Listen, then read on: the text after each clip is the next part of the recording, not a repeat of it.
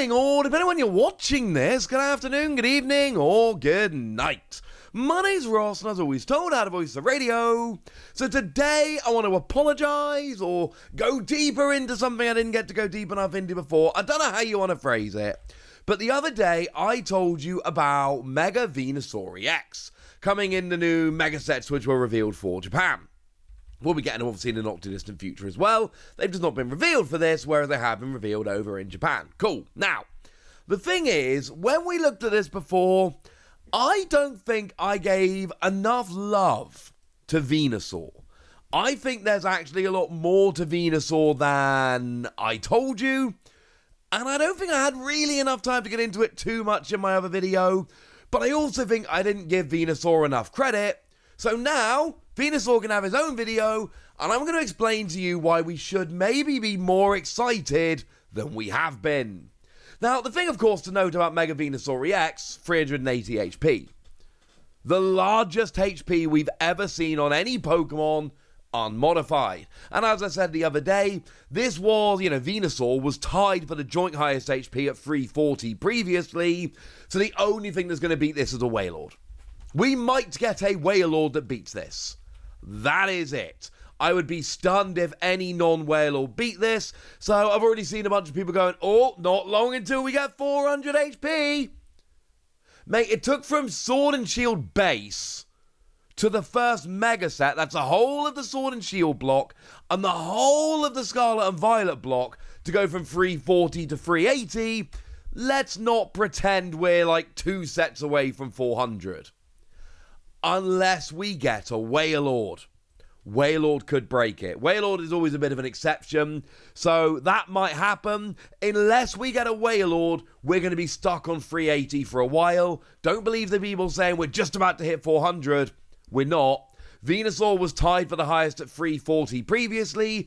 I expect Venusaur to be tied for the highest at 380 now. Unless we get a Wailord, because like I keep telling you, Wailord, he's special.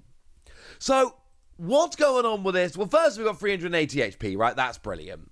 We've got an underwhelming attack, 4 energy, 240, heal 30. And to be fair, the healing is nice. We got 380 HP, healing 30 is less than 10%. Let's not go overboard. But we've got the same ability as base set Venusaur. As often as you like during your turn, you can move your grass energy around. Very important to note, it does not have to be from or to a grass Pokemon.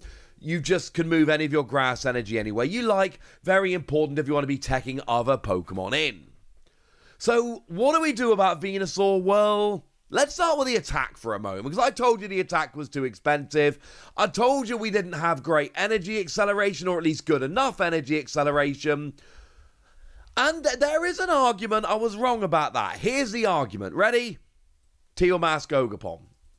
The argument is Teal Mask Ogapon. Now, I'm not convinced it's the best argument, or a slam dunk or anything like that, but it is an argument.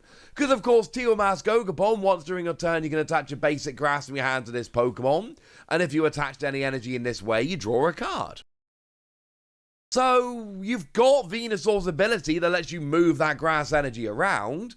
So, you get your Venusaur out, you attach extra energy to your Teal Mask Ogapon on the bench, and then you can move it to your active Venusaur and actually be attacking. That sounds wonderful. And here's the thing, when we hit, now it's not immediately, but when we hit the next rotation, which should be about January for Japan and about April for us, basically when the first set of next year becomes legal, not the, well, in Japan it's the same day, but when it becomes legal, not when it's released, that is when the rotation's going to hit, and we are going to lose Boss's Orders. Now, maybe Boss's Orders get to reprint with a new regulation mark between now and then, that is absolutely possible, but as it stands at the moment, Boss's Orders will be rotating out. Now, that's very important because it means having these bench-sitting support kind of Pokemon, they are going to be a lot more reliable than they were before. Much harder to drag them active. Unless they are basics. Because Lizia's Appeal will not be rotating out. That was in Surging Sparks. And it lets you switch one of your opponent's bench Pokemon to the active and confuse them. Lizia's Appeal is a massive problem here, Because in the absence of good gusting, we will play bad gusting. No one plays Lizzie as a peel right now. Why would you? The bonus of getting confusion on the new active Pokemon is massively outweighed by the fact you can only get basics, and a lot of time we're gusted to KO, so the confusion's irrelevant anyway. No one's playing Lizzie as a peel. That card's garbage. When we've got good gusting. Now, I know we've got stuff like Hops Double, but again, people could be playing that. But really, Lizzie is the thing that I'm worried about. No one's playing it now. But if we run out of good gusting, people are going to play bad gusting, and that's my biggest issue here. If we're playing Venusaur, what we really want is to tank massively. We want that dude in the active being a massive tank. What we don't want is a bunch of 210 HP 2-prize Pokemon on the bench so that our opponent can just go, oh, well, I'm going to ignore Venusaur and just KO your Teal'c Gogapon and win the game that way. Or I'm going to KO, one of them and a single prize Pokemon, because remember, Megas give up free prizes, and then I just KO like one Venusaur and I win. Not ideal. So there is an option there for Grass Energy. I grant you, I've told you, it is absolutely an option, but I'm not saying it's perfect. You could play around with Yanmega, for instance, from Destined Rivals. When you go to the active spot, you can search the deck for free basic grass, and then you attack and move free energy over to Venusaur, and then attack with Venusaur Nectar. It's doable. Again, I don't love this, because now you've got another 2-prize Pokemon. Though it's not a basic, which does help against Lizzie, which is nice. But it's just very awkward to get rolling. Absolutely viable, but a little bit awkward, I think it's fair to say. So look, I'm not saying there's no options, I'm saying there's none that I love, but I'm acknowledging that these two exist. But then we basically just go and turn Venusaur into a massive tank. And I think there is an obvious A-spec of choice here. It's Hero's Cape. Hero's Cape comes along and is like, hey, extra 100 HP. Now I've got 480 HP. That is absurd. 480 HP is absolutely absurd. And remember, it's not really just 480 HP, because if your opponent does a bunch of damage, we do have that new Wally card that lets you heal all damage from a Pokemon, but you've got to put all the energy attached to it into your hand. Well, yeah. Move the energy from Venusaur to anywhere else. Heal. The energy doesn't go into your hand because there is no energy on that Pokemon. And then move it back and round we go. So Wally's Compassion becomes a phenomenal option here, because you can just sit there and chill. And unless you get one hit KO'd, Wally's got your back. Now, might you get one hit KO'd? Yeah. Now, if you want, you could instead go for Survival Breaks, which stops you becoming one-hit KO'd, but only by damage from an attack, so your opponent can still play around with other things like poison or things along those lines, and it only works if you got full HP, so they can just ding you a tiny bit, and then I don't like it as much. I prefer Hero's Cape, but I am just showing this to you as an example of it actually could work. You never know. Okay. But you sit there with the A-spec on, and then there really isn't that much your opponent can do unless they've got an option. Now, one option might be Roaring Moon, but that's rotating out.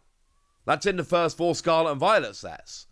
So, again, I think pre-rotation, we're a little bit worried here, especially with all the boss's orders, etc. But pre-rotation, we are worried about Roaring Moon. Post-rotation, we're not, because that is a Regulation Mark G card, so it's going to get hit by the next rotation as well. The other thing we got to worry about is anything fire that can do 240 HP, or 240 damage. It's got 480 HP with the tool, but if your opponent can do 240 with a fire Pokemon doubled for weakness, that will still go and get a KO, and that is still actually super kind of annoying. Do we have anything like that right now? Doesn't matter. It doesn't matter if we got stuff like that right now, because we're going to have more Pokemon released in the future. So we can look right now and go, oh, it's not great for fire Pokemon now. Well, who cares? All it takes is one good fire Pokemon to be released and it's all gone. One thing I will say, Flareon is a thing that hits for 280. Flareon is out there right now. So it's not like we got nothing. We absolutely at least have Flareon. So it's not a foolproof plan. But we can, instead of going for attacking here, go a bit more control. Don't worry about getting 4 energy on and trying to dodge Flareon and stuff like that. Just go control. Because remember I told you Bulbasaur yesterday, single energy, 10 damage, stops your opponent retreating? Yeah, Relicanth is a thing. So what you do is you get your Venusaur, you put your Hero's Cape on, you get a Relicanth on the bench, then you just sit there stopping your opponent retreating. You don't do much damage, but you're not supposed to do much damage. The goal here isn't to do much damage. The goal is to sit there and go, your move, mate. What you got? And the answer could be, well, I've got some switching and stuff. Yeah, for a little while they will. And that switching's going to run out.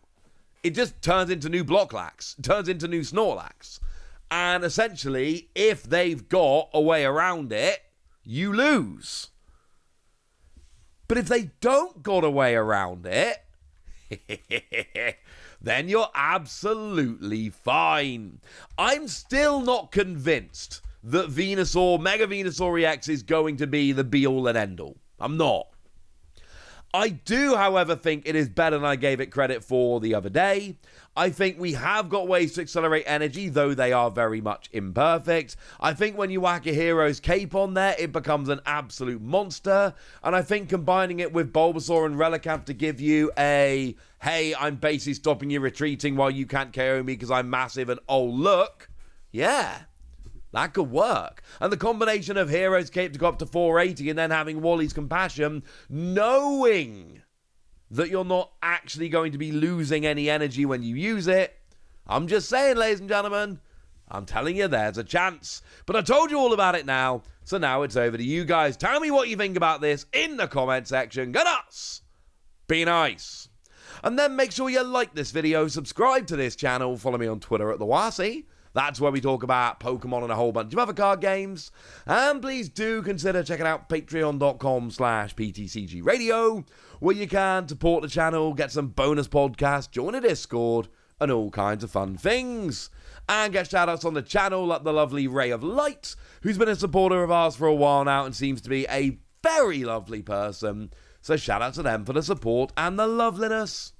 But by far the most important thing as always, look after yourselves till next time, would ya?